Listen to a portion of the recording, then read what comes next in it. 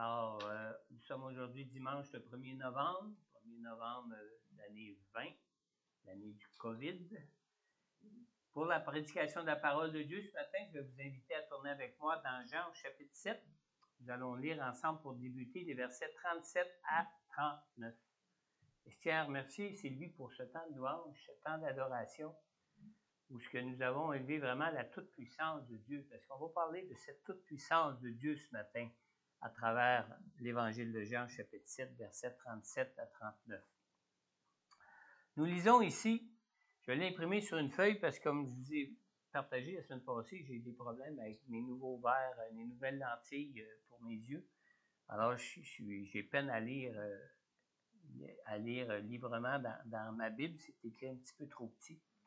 On lit ici dans Jean, chapitre 7, au verset 37 à 39, « Le dernier jour, le grand jour de la fête, Jésus, debout, s'écria, « Si quelqu'un a soif, qu'il vienne à moi et qu'il boive. Celui qui croit en moi, des fleuves d'eau vive couleront de lui, comme l'a dit l'Écriture. » Il dit cela à propos de l'Esprit que devraient recevoir ceux qui croiraient en lui. En effet, l'Esprit Saint n'avait pas encore été donné parce que Jésus n'avait pas encore été élevé dans sa gloire. Prenons le temps de prier avant ce temps de partage de la parole ce matin. Oui, Seigneur, je te prie, je veux élever vraiment ce temps de parole à ton trône de grâce, Seigneur. Ton trône de grâce, Seigneur Dieu, où ce que non seulement Jésus, tu es mort pour nous à la croix, pour que nous puissions être réconciliés avec toi et connaître ta présence dans nos vies. Mais tu te fais connaître présentiel dans ta toute présence dans nos vies par la personne même de ton Saint-Esprit que tu nous as envoyé, Seigneur. Et Seigneur, au trône de ta grâce, Seigneur, j'implore maintenant cette grâce de ta personne, de ton Saint-Esprit, de nous éclairer, de nous enseigner, de nous révéler tout ce qui nous concerne en ce qui concerne notre relation personnelle pour chacun de nous avec toi, Seigneur. Seigneur, tu nous as donné ton esprit pour être en chacun de nous personnellement et individuellement, Seigneur. Alors, je te prie que ton esprit nous enseigne, nous éclaire personnellement et individuellement, Seigneur Dieu, tous et chacun qui entendons cette parole, ce partage de ta parole ce matin, Seigneur. On te le demande, Père, dans le nom puissant de Jésus, mort et ressuscité pour nous, qui est là pour nous conduire maintenant, Seigneur. En ton nom, mon Dieu. Amen. Amen. J'ai intitulé mon message ce matin, « Le Saint-Esprit, source de vie du croyant ». C'est vraiment notre source de vie. Dans Jean chapitre 7 et au verset 39, après que Jésus ait dit que des fleuves d'eau vive couleraient de celui qui croirait en lui, la parole de Dieu nous dit ici que Jésus dit cela à propos de l'Esprit que devaient recevoir ceux qui croiraient en lui. En effet, l'Esprit Saint n'avait pas encore été donné parce que Jésus n'avait pas encore été élevé dans sa gloire. Alors, vous savez, le Saint-Esprit ne nous a pas été donné seulement pour manifester la puissance de Dieu dans nos vies. Le Saint-Esprit nous a aussi été donné afin que nous puissions connaître une nouvelle vie comblée par lui. Comblée par lui, comme quand Jésus a dit que des fleuves d'eau vive couleront de celui qui croit en lui. Et ces fleuves d'eau vive-là nous sont apportés par la personne même du Saint-Esprit qui nous apporte la vie de Dieu en nous. On lit dans 2 Timothée, au chapitre 1 et au verset 7, on lit en effet, « Ce n'est pas un esprit de timidité que Dieu nous a donné, mais un esprit de force, d'amour et de sagesse. » Je ne sais pas si vous savez ou si vous avez déjà réalisé la force que l'eau peut avoir quand on se trouve dans un courant d'eau aussi fort que des courants d'eau vive d'un fleuve. Mais c'est de cette force-là que nous disposons par la personne du Saint-Esprit dans nos vies. Mais ce qui arrive, c'est que souvent, quand nous lisons ce verset de notre point de vue pentecôtiste, parce que je crois que tous ceux qui sont ici, qui se rassemblent dans une église comme la nôtre, sont des pentecôtistes parce qu'on s'affiche ouvertement comme étant à caractère pentecôtiste. Mais quand nous lisons ce verset de notre point de vue pentecôtiste, presque automatiquement, nous pensons à la puissance surnaturelle de la personne du Saint-Esprit avec nous pour nos vies, n'est-ce pas? Mais Billy Graham, qui n'est pas de caractère pentecôtiste comme nous, mais qui n'est quand même pas anti-pentecôtiste, utilise ce même verset-là comme titre de son livre sur le Saint-Esprit, ce titre qui est « Un esprit qui rend fort, aimant et réfléchi ». N'est-ce pas? Ce titre est simplement une traduction différente de celle de la version de Second 21 dans laquelle je viens de vous lire, qui dit « Un esprit de force, d'amour et de sagesse ». Alors, c'est juste une autre traduction ou d'autres mots pour dire la même chose. Et ce verset, bien qu'il nous parle du Saint-Esprit tout-puissant de Dieu pour nos vies, ce verset ne nous parle pas de la manifestation des dons, de la puissance du Saint-Esprit dans nos vies, mais nous parle de la transformation de notre caractère personnel.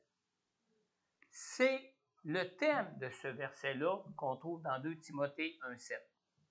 Alors, par le Saint-Esprit de Dieu en nous, des personnes timides et faibles que nous étions, le Saint-Esprit nous donne de devenir des personnes avec une nouvelle force de caractère.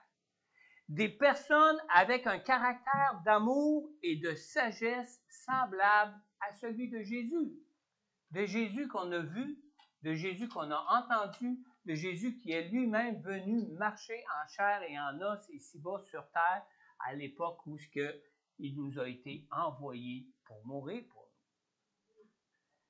Ce même caractère de Jésus, un caractère de force, un caractère d'amour, un caractère de sagesse, ce même caractère est disponible pour nous par la personne du Saint-Esprit. Alors en fait, ce verset nous parle essentiellement du fruit que le Saint-Esprit de Dieu travaille à produire en chacun de nous dans notre vie de chaque jour, et non pas de la manifestation des dons de puissance ou des dons surnaturels, des dons du Saint-Esprit qu'on voit particulièrement se manifester dans l'Église du Seigneur Jésus-Christ. L'œuvre du Saint-Esprit de Dieu dans le croyant vise avant tout notre régénération. Téchant parlait de renouvellement. Renouvellement ou régénération, c'est à peu près la même chose, sauf que quand on parle de régénération, on parle vraiment d'un renouvellement qui est fait par le Saint-Esprit en nous. Un chrétien né nouveau ne se reconnaît pas à la manifestation de la puissance de Dieu dans sa vie, mais un chrétien né nouveau se reconnaît vraiment à son caractère, à un caractère qui va être produit par le Saint-Esprit en lui, un caractère qui va être semblable à celui de Jésus-Christ, qui est notre Sauveur. Alors, les manifestations de la puissance surnaturelle dans la vie d'une personne ne sont pas un critère pour conclure qu'une personne est un croyant né de nouveau en Jésus. Vous savez, la puissance surnaturelle qui peut se manifester dans ce monde n'est pas seulement l'affaire de Dieu. La puissance surnaturelle qui peut se manifester dans ce monde est aussi l'affaire des esprits de ténèbres. Et ça, il ne faut jamais oublier ces choses-là. On lit dans 2 Thessaloniciens au chapitre 2 au verset 9, « La venue de cet impie, ou la venue de l'Antéchrist, comme on l'appelle communément, la venue de l'Antéchrist se fera par la puissance du chef des esprits de ténèbres avec toutes sortes de miracles, de signes et de prodiges mensongers. » Alors, la manifestation de la puissance ici-bas, la puissance surnaturelle ici-bas sur terre n'est pas seulement l'affaire de Dieu, mais c'est aussi l'affaire des esprits de ténèbres. N'est-ce pas? Wayne Grudem, dans son livre de théologie systématique, écoutez bien ce que Wayne Grudem dit ici. Il dit, quand nous voyons des miracles accomplis par des croyants qui font une authentique profession de foi et qui manifestent le fruit de l'esprit dans leur vie, nous ne devrions pas soupçonner ces miracles d'être faux. Mais d'être reconnaissant envers Dieu pour l'œuvre du Saint-Esprit. Est-ce qu'on peut dire amen à ça? Moi, quand j'ai lu ça, je dis, oh, wow, amen, on est faire drette, ça coche. Amen. Nulle part dans la Bible, nulle part nous trouvons une parole de Dieu qui mentionne que les miracles ou que les manifestations surnaturelles seraient une preuve de la régénération par le Saint-Esprit. Jamais, nulle part. Au contraire, ce n'est que par le fruit du Saint-Esprit, qui est perceptible dans nos vies, que l'on peut reconnaître l'autre.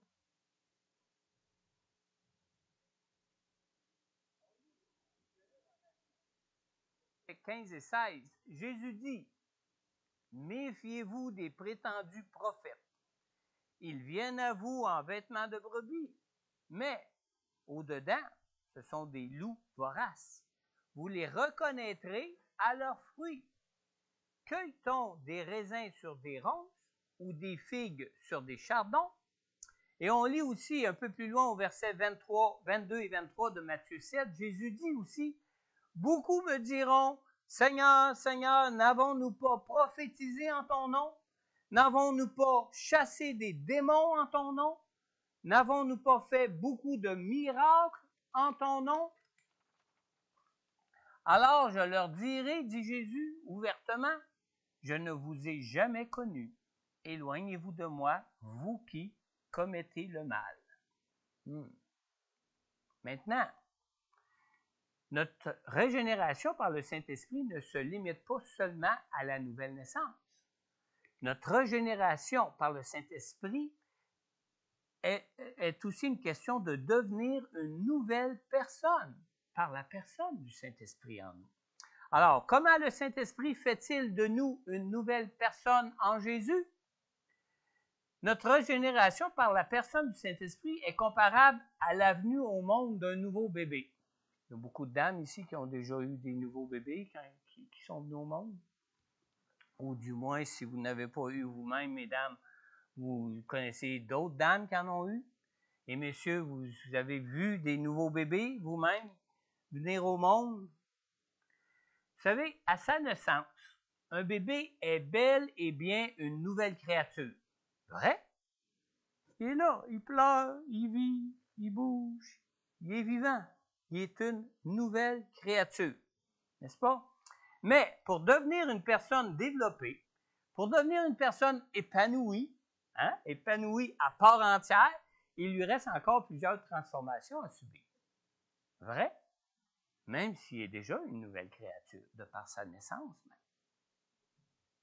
Et toutes ces transformations ne peuvent se faire sans le concours de ses parents pour qu'ils soient nourris, abrités, éduqués, conseillés, etc., etc., etc. Vrai? Vous savez, moi, à ma naissance, j'étais en moi-même une personne entière, toute complète, un tout nouveau bébé, une nouvelle créature de par ma naissance même. Pourtant, je pesais juste 7 livres. Il y a eu du développement depuis, n'est-ce pas? Beaucoup trop même peut-être à certains endroits. Mais je ne me nourrissais pas de moi-même, je ne marchais pas de moi-même, je ne savais même pas parler. C'était ce que j'étais à ma naissance, même si j'étais une créature en moi-même à part entière. Vrai? Aujourd'hui, non seulement je me nourris, je parle et je marche par moi-même, mais je pèse aussi maintenant presque 160 kilos. Non, pardon, livres. Ouais. Chance que vous êtes là pour me reprendre. Ça serait fou de s'abaisser comme ça, hein? À ma naissance, j'étais donc loin d'être à mon plein développement. N'est-ce pas?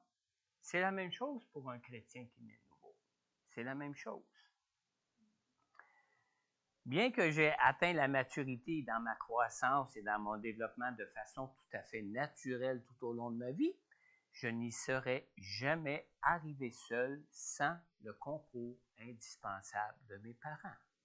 Comme un chrétien né de nouveau ne peut arriver seul à sa pleine régénération sans la participation et le concours de la personne du Saint-Esprit qui a été donné à cause de la mort de Jésus par Dieu pour nous. Amen. Le Saint-Esprit fait de nous de nouvelles personnes en formant en nous le caractère même de Jésus. Et ce caractère qu'il forme en nous est décrit par ce que la parole appelle le fruit de l'Esprit. Amen. Dans Romains 7,13, nous lisons « Si vous vivez en vous conformant à votre nature propre, vous allez mourir. Mais si par l'Esprit, vous faites mourir les manières d'agir du corps, vous vivrez. » Billy Graham, que je cite encore, dans son livre qui est « Un esprit qui rend fort, aimant et réfléchi », dit ceci. Billy Graham dit « La vie n'est pas une partie de plaisir. Et c'est particulièrement dans les moments difficiles et pénibles que nous avons besoin de porter le fruit de l'Esprit dans nos vies. » Amen. Alors, bien que nous puissions être nés nouveaux, comme lorsqu'un enfant, un nouveau bébé vient au monde, nous devons chercher à dépendre du Saint-Esprit pour produire le fruit de l'Esprit, comme le nouveau nourrisson qui a besoin d'une maman après sa naissance pour survivre et pour se développer et pour arriver à son plein développement. Le fruit de l'Esprit est surnaturel par son origine. C'est surnaturel parce que ça ne vient pas de nous. Ça vient du Saint-Esprit. Alors, le fruit de l'Esprit est surnaturel de par son origine, mais il est tout à la fois aussi naturel dans son développement. Comme je me suis développé, j'ai grandi, j'ai eu une croissance qui s'est faite de façon tout à fait naturelle, le fruit de l'Esprit est une chose qui se fait aussi de par le Saint-Esprit d'une façon qui nous semble tellement naturelle qu'on oublie quelquefois que c'est produit par le Saint-Esprit en nous.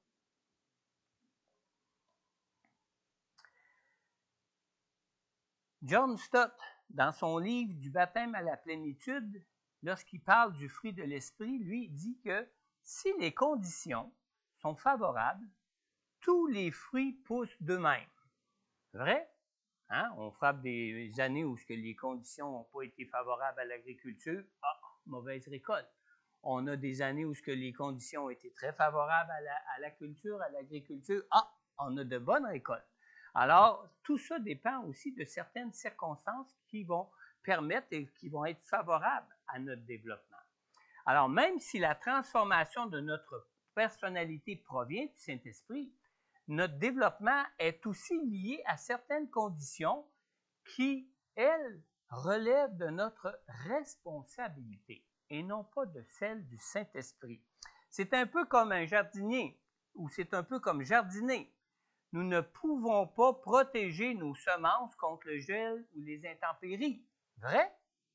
Peux-tu dire amen là-dessus? C'est une vérité qui est inscrite dans la nature, c'est une vérité de Dieu. Mais si nous manquons de désherber notre jardin, nous pouvons être assurés que nos semences ne pourront pas produire pleinement le fruit qu'elles portent en elles. Vrai? Nous savons tous qu'il est essentiel que nos semences bénéficient de tous nos soins pour porter leurs fruits. Et nous savons tous aussi qu'il n'y a aucun effort à faire pour voir les mauvaises herbes envahir un jardin. Vrai? C'est là où nous avons une responsabilité pour voir le fruit de l'Esprit, du Saint-Esprit de Dieu, prendre place et se développer et grandir et arriver à son plein développement dans nos vies pour la personnalité que Dieu veut faire de nous qui sommes une nouvelle créature en lui. Dans Galates 5, 25, nous lisons ici « Si nous vivons par l'Esprit, laissons-nous aussi conduire par l'Esprit. » Alors, il nous faut chercher à nous laisser conduire par le Saint-Esprit pour voir le fruit de l'Esprit se produire dans nos vies. Le défaut de porter le fruit de l'Esprit dans nos vies nous révèle une des deux choses suivantes. Écoutez bien. La première chose que ça peut nous révéler, c'est peut-être que nous ne marchons pas par le Saint-Esprit. Si on est à défaut de porter le fruit de l'Esprit dans nos vies.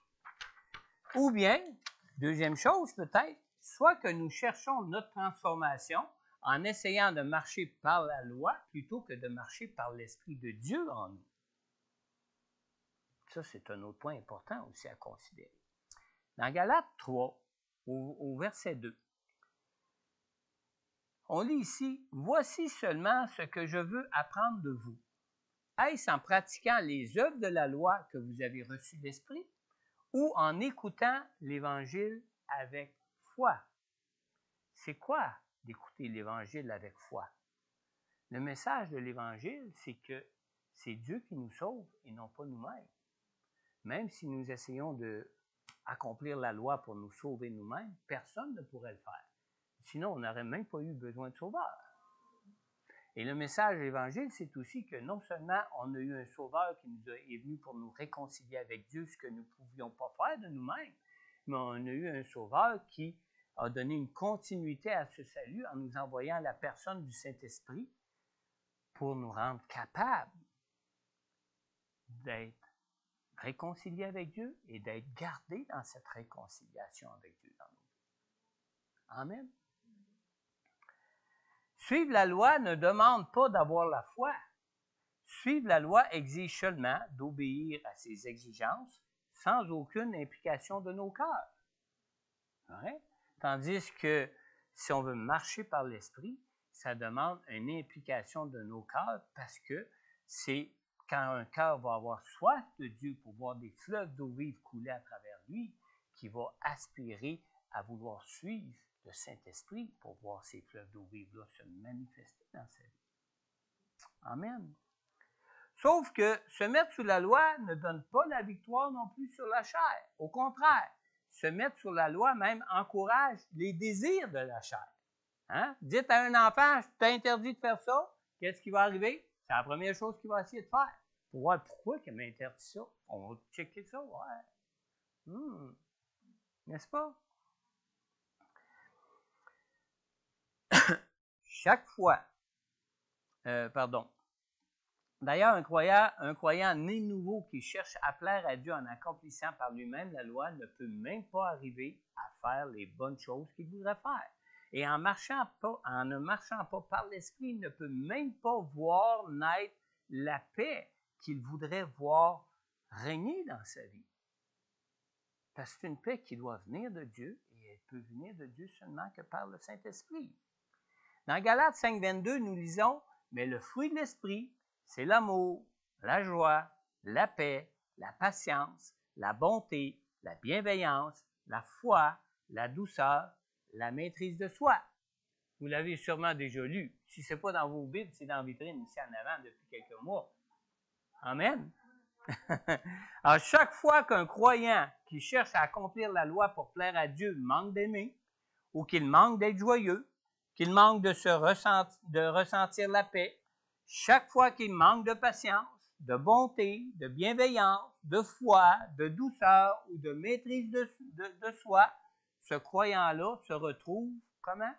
Se retrouve écrasé par la condamnation pour sa vie. Il devient victime de la condamnation qui vient de la loi, parce que personne ne peut plaire à Dieu en ne comptant que sur lui-même pour y arriver. Vrai? Galates 5,18 dit, « Cependant, si vous êtes conduits par l'Esprit, vous n'êtes pas sous la loi. » Ah donc, ces manquements lui montrent qu'il ne marche pas par l'Esprit, il ne marche pas dans l'Esprit, car s'il marchait dans l'Esprit, il ne céderait pas aux faiblesses de sa chair. Vrai? On peut dire Amen? D'autres que mon épouse disent Amen? Amen. Amen. Ces manquements lui montrent qu'il ne marche pas par l'Esprit. Un croyant né de nouveau ou pas, qu'il soit né de nouveau ou même ou pas, il peut être juste croyant sans même être né de nouveau. Un croyant né de nouveau ou pas, qui n'est pas conduit par la personne du Saint-Esprit pour son besoin d'être transformé, finit toujours par céder aux désirs naturels de sa chair.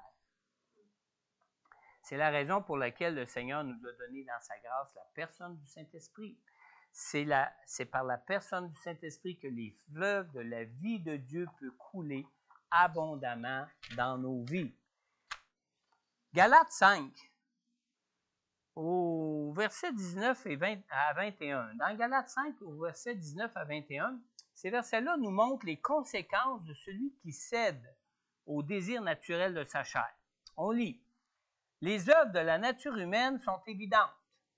Ce sont l'adultère, l'immoralité sexuelle, l'impureté, la débauche, l'idolâtrie, la magie, les haines, les querelles, les jalousies, les colères, les rivalités, les divisions, les sectes, l'envie, les meurtres, l'ivrognerie, les excès de table et les choses semblables. Je vous préviens comme je l'ai déjà fait. Ceux qui ont un tel comportement n'hériteront pas du royaume de Dieu. Alors, les œuvres de la chair ne sont pas le contraire du fruit de l'esprit. Ça, il faut faire bien attention à ça. On s'imagine que si on n'a pas le fruit de l'esprit, au contraire, on va manifester les œuvres de la chair, pas automatiquement. Les œuvres de la chair proviennent de l'absence du fruit de l'esprit dans nos vies. Et ça, il faut bien se rappeler cette chose-là. Stanley Horton, lui, dans le livre qui s'intitule « La Bible et le Saint-Esprit », Stanley Horton, lui, divise ce qu'on a lu dans le verset 19 à 21 comme conséquence de celui qui cède au désir naturel de sa chair. Il divise ça en 4 groupes. Dans le premier groupe, il place l'adultère, la fornication, l'impureté et l'indécence. Et vous savez, à l'époque de l'Église des Galates, où ce que ça a été écrit, qui était l'époque gréco-romaine, on ne considérait même pas ces choses-là comme étant des choses mal. C'était comme normal. Bon, on a des pulsions sexuelles, ben, il faut les exprimer. Ça montre simplement comment est-ce qu'on peut simplement suivre nos désirs naturels plutôt que de suivre l'Esprit Saint de Dieu en nous pour produire le fruit de l'Esprit dans nos vies. Le deuxième groupe, ils classent ensemble l'idolâtrie, la sorcellerie, les drogues. Alors, on trouve ici tout ce qui se rapportait aux pratiques spirituelles qui étaient d'origine humaine à l'époque. Et ça nous montre notre recherche d'une force plus grande que la nôtre pour parvenir à connaître une vie comblée.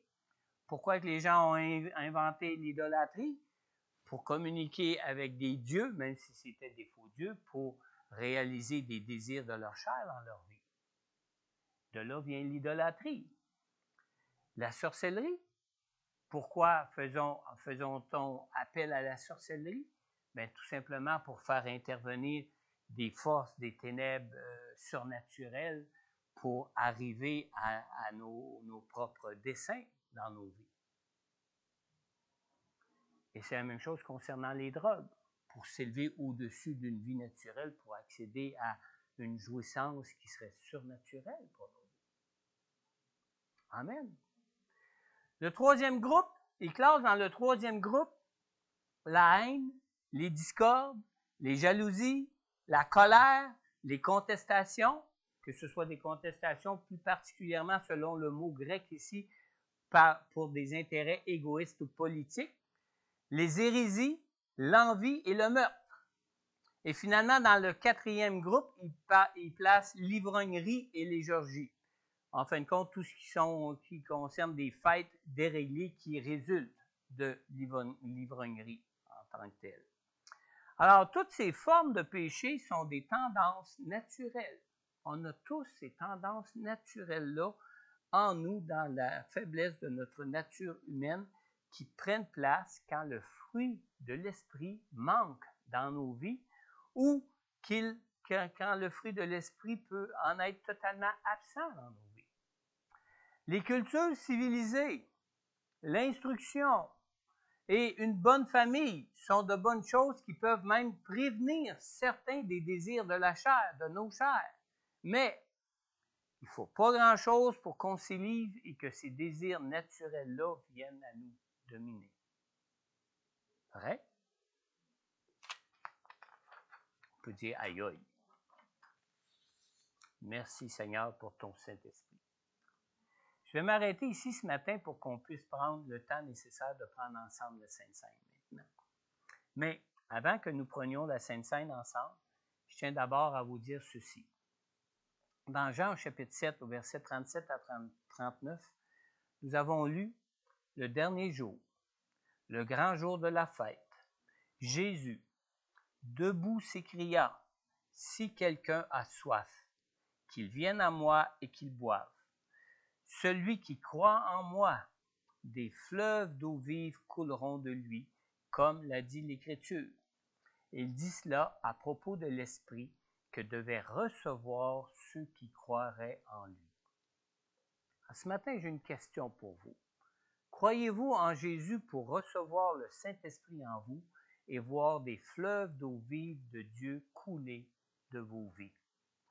Si tu n'as pas encore adressé au Seigneur Jésus une prière pour lui confier ta vie et pour l'accueillir dans ta vie, je veux t'inviter à le faire maintenant. Alors, si ce matin, tu reconnais que tu es un pécheur et que tu désires sincèrement devenir une toute nouvelle personne par la personne du Saint-Esprit de Dieu en toi, je t'invite simplement à adresser cette courte prière à Dieu. Ce n'est pas nécessaire de la répéter mot à mot. Simplement te mettre en accord avec ce que je vais dire ici, puis de l'adresser à Dieu d'un cœur sincère pour ta vie. Père céleste, je crois que tu as pour moi maintenant et pour la vie éternelle à venir un plan de vie où je peux connaître un tout autre fruit que celui que j'ai porté dans ma vie jusqu'à maintenant. Je crois en Jésus qui a souffert pour moi et qui est mort à la croix pour moi pour que je sois pardonné pour tous mes péchés. Je reconnais que je suis pécheur et que sans le Saint-Esprit dans ma vie, que je ne peux arriver à autre chose qu'à du mal dans ma vie. Je reconnais avoir vécu ma vie jusqu'à ce jour comme si tu n'existais même pas. Je reconnais maintenant combien j'ai besoin de ton Saint-Esprit et de ta présence et de ton pardon pour moi pour vivre une toute nouvelle vie avec toi. Alors, Seigneur Jésus, je t'ouvre maintenant tout mon cœur. Je te prie, Seigneur, maintenant d'entrer dans ma vie afin que je puisse devenir une nouvelle créature avec toi en marchant avec toi par la personne du Saint-Esprit en moi. Je te le demande, Père, dans le nom de Jésus, ton Fils, qui est mort et qui est ressuscité pour moi. Et si vous avez sincèrement adressé cette prière à Dieu de votre cœur, vous pouvez dire Amen avec moi. Si vous êtes en ligne et que vous avez adressé cette prière au Seigneur, n'hésitez pas à prendre contact avec moi ou avec Pasteur Corneille afin qu'on puisse aussi prier pour vous et qu'on puisse vous accompagner dans votre nouvelle marche en Jésus par le Saint-Esprit. Et pour ceux qui sont ici présents à l'Église ce matin, vous pourrez vous approcher après la Sainte Seine pour que je puisse aussi prier pour vous ce matin. Mais maintenant, pour tous ceux qui avaient déjà fait cette prière pour accueillir Jésus dans votre cœur avant aujourd'hui, pour tous les autres, autrement dit, je n'ai qu'une simple question pour vous ce matin. Le fruit de l'Esprit de Dieu est-il évident pour vous dans votre vie maintenant? Peut-être êtes-vous déçu de vous-même pour ce qui concerne votre capacité d'aimer, pour ce qui concerne votre joie, votre paix, votre patience, votre bonté, votre bienveillance, votre foi, votre douceur ou même votre maîtrise de vous-même. Je veux que vous sachiez une chose. Jésus ne vous condamne pas ce matin. Le Seigneur Jésus n'est pas venu pour nous condamner, mais bien plutôt pour que nous soyons sauvés. C'est même la raison pour laquelle il nous a promis la personne du Saint-Esprit avec nous. Dieu sait que sans la grâce de sa présence avec nous, que nous sommes sans force pour être sauvés des désirs de notre propre nature. Alors, pour tous ceux qui sont en ligne et qui se sentent touchés ce matin en ce qui concerne votre marche avec le Saint-Esprit, je vous invite d'abord à en parler vous-même directement avec le Seigneur, mais je vous invite aussi à prendre contact avec moi ou avec Pasteur Corneille afin qu'on puisse aussi prier pour vous.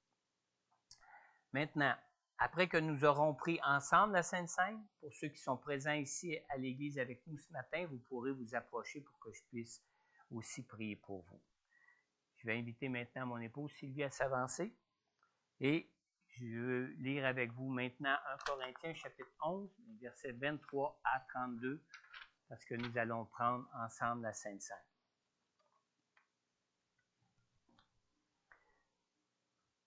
Si vous voulez tourner avec moi dans vos Bibles, même ceux qui nous écoutent en ligne, si vous avez votre Bible à votre disposition, ou autre moyen pour lire la parole, on lit dans 1 Corinthiens chapitre 11, versets 23 à 32. En effet, j'ai reçu du Seigneur ce que je vous ai transmis. Le Seigneur Jésus, la nuit où il a été arrêté, a pris du pain. Après avoir remercié Dieu, il l'a rompu et a dit, « Prenez, mangez. Ceci est mon corps qui est rompu pour vous. Faites ceci en souvenir de moi. » De même, après le repas, il a pris la coupe et a dit, « Cette coupe est la nouvelle alliance en mon sang. Faites ceci en souvenir de moi toutes les fois que vous en boirez. » En effet, toutes les fois que vous mangez ce pain et que vous buvez cette coupe, vous annoncez la mort du Seigneur jusqu'à ce qu'il vienne. C'est pourquoi celui qui mange ce pain ou boit la coupe du Seigneur indignement sera coupable envers le corps et le sang du Seigneur. Que chacun donc s'examine lui-même, et qu'ainsi il mange du pain et boive de la coupe. Car celui qui mange et boit indignement, sans discerner le corps du Seigneur, mange et boit un jugement contre lui-même. C'est pour cela qu'il y a parmi vous beaucoup d'infirmes et de malades et que plusieurs sont morts. Si nous nous examinions nous-mêmes, nous ne serions pas jugés. Mais quand nous sommes jugés, c'est le Seigneur qui nous corrige, afin que nous ne soyons pas condamnés avec le monde. En lisant ces paroles qui concernent la Sainte Seine que nous retrouvons dans nos Bibles, je pense que la Sainte Seine ce matin est une bonne occasion pour chacun de nous examiner en ce qui concerne notre marche avec la personne du Saint-Esprit de Dieu avec nous dans nos vies. Alors, pendant que je vais vous distribuer les symboles et que Sylvie nous conduira dans un chant d'adoration à Dieu, je vous demande de prendre le temps, je vous invite à prendre le temps de considérer votre relation de vie avec le Seigneur et particulièrement à considérer votre marche avec le Saint-Esprit qui est le seul qui peut produire son fruit dans nos vies. Et pour ceux qui nous écoutent en ligne, je vous invite aussi à prendre la Sainte Seine avec nous et à faire de même. Et si c'est possible pour vous maintenant qui êtes en ligne, prenez-vous un morceau de pain, prenez-vous un peu de jus en guise de symbole du sang de Jésus versé pour nous, comme le pain qui est un symbole du corps de Jésus versé pour nous à la croix, et vous pourrez ainsi participer avec nous à la Sainte Seine. Alors, je vous distribue les symboles. Sylvie nous conduit dans ce chant d'adoration à Dieu. Prenez le temps de vous examiner et par la suite, nous prendrons ensemble ces symboles devant Dieu en reconnaissance de son amour, en reconnaissance de sa grâce pour toutes nos vies.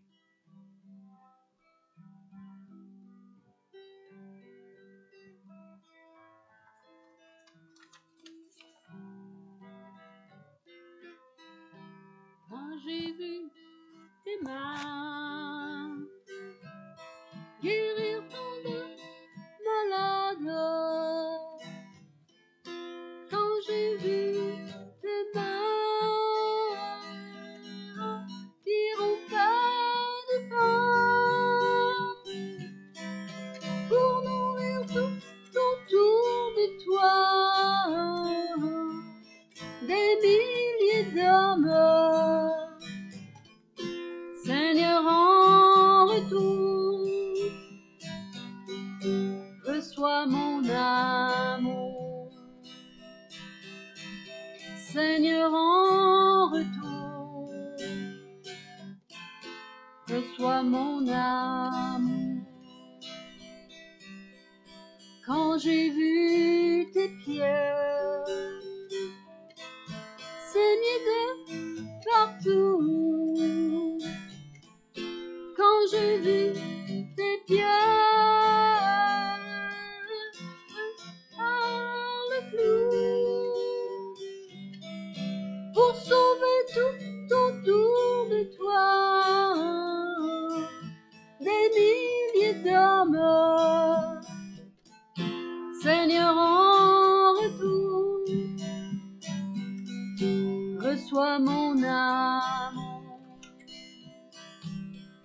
Seigneur, en retour,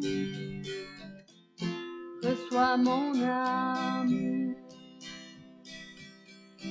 Quand j'ai vu tes yeux, pleins de pleurs, de larmes, quand j'ai vu tes yeux, au regard d'amour,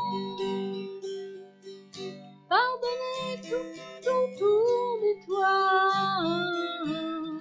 des milliers d'hommes. Seigneur, en retour, reçois mon amour. Seigneur, en retour, reçois mon amour.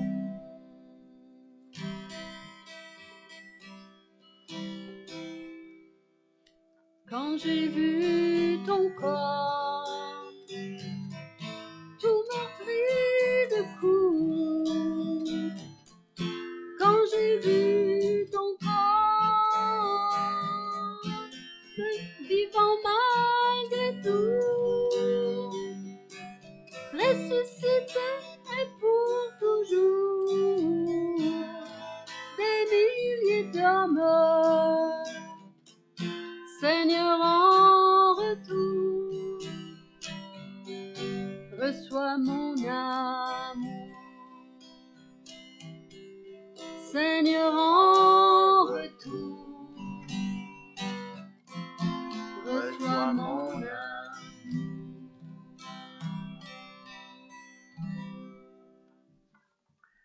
En effet, j'ai reçu du Seigneur ce que je vous ai transmis. Le Seigneur Jésus, la nuit où il a été arrêté, a pris du pain. Après avoir remercié Dieu, il l'a rompu et a dit, « Prenez, mangez, ceci est mon corps qui est rompu pour vous. Faites ceci en souvenir de moi. » De même, après le repas, il a pris la coupe et a dit, « Cette coupe est la nouvelle alliance en mon sang.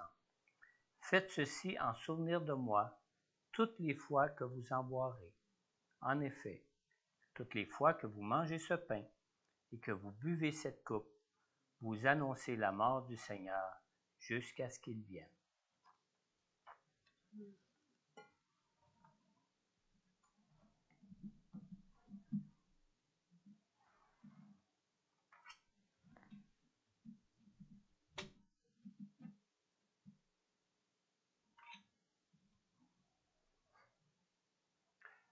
Prenons le temps de remercier le Seigneur pour la grâce de sa mort pour nous à la croix. Seigneur Jésus, merci Seigneur, parce que dans ton amour pour nous, Seigneur Dieu, tu as bien voulu porter pour nous toute conséquence de nos péchés à la croix en les prenant sur toi, Seigneur. Toi-même, tu es mort à la croix, tu as souffert dans ton corps physique à cause des conséquences de nos péchés pour que nous en soyons guéris, délivrés, pardonnés, Seigneur. Merci de ton amour pour nous. Merci aussi, Seigneur Jésus, pour cette vie, Seigneur Dieu, que tu as vécue ici-bas, qui a été sans tache et sans péché. Cette vie, Seigneur Dieu Tout-Puissant, qui peut faire de nous, en toi, Seigneur Dieu, des personnes qui vont ressusciter à la vie comme toi-même, tu as été ressuscité à la vie par la puissance de Dieu, Seigneur. Et Seigneur, merci surtout, Seigneur, de cette grâce que tu nous as faite, de mourir pour nous, pour que nous soyons réconciliés avec Dieu et que nous puissions connaître ainsi la présence de Dieu dans nos vies par le Saint-Esprit pour être sauvés et pour marcher avec toi dans nos vies, Seigneur. Dans le nom de Jésus, Père. Nous pouvons maintenant prendre ensemble le pain qui représente le corps de Jésus qui est mort pour nous à la croix.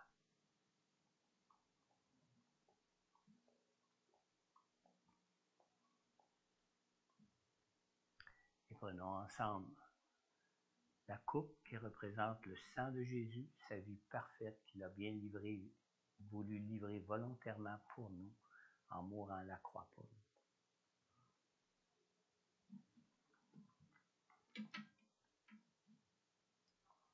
Amen. Alors, ceci met fin à l'enregistrement. Pour ceux qui sont en ligne, je vous dis à dimanche prochain. Et entre-temps, soyez vraiment comblés en Jésus, comblés de toutes ses grâces pour vous, et particulièrement de la grâce de la présence du Saint-Esprit avec nous dans nos vies. Amen. Pour les autres qui sont ici,